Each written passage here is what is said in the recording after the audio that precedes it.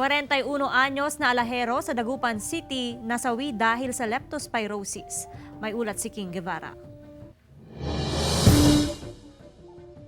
Patay ang 41 anyos na alahero na si John Beo Jr. mula Barangay 2, Dagupan City. Kwento ng biyanan, nagkaroon ng sugat sa paa ang biktima matapos magpalinis ng kuko sa paa. Pero dahil sa paniwala na gumaling na ang sugat, lumusong daw siya sa tubig baha. Sabi sa akin nung Lunes na yun, punta kayo dito. Sabi niya, hindi ako makahinga, hindi ako makahingi. Sige na, sabi niya. Dito na nagsimula ang pabalik-balik na lagnat ng biktima at nag-iiba na rin ang kulay ng kanyang balat. Sabi niya, tay, nahihirap na umihin, hindi ako makaihi.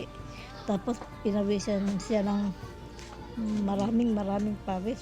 Lahat ng suot niya basa. Dinala sa ospital ang biktima at sumailalim sa dialysis. Pero hindi na niya kinayang sakit. Nagbabala ang health authority sa mga sakit na maaaring makuha ngayong tagulan. Agad kumonsulta sa City Health Office kung may nararamdamang sintomas. Huwag na po natin patagalin para makasigurado po na protektado tayo. At kung maiwasan po na yung lumusong sa tubig baha, kung hindi man maiwasan, suot po tayo ng bota. Kasama si Jing Dakanay, King Guevara, Balitang Amyanan.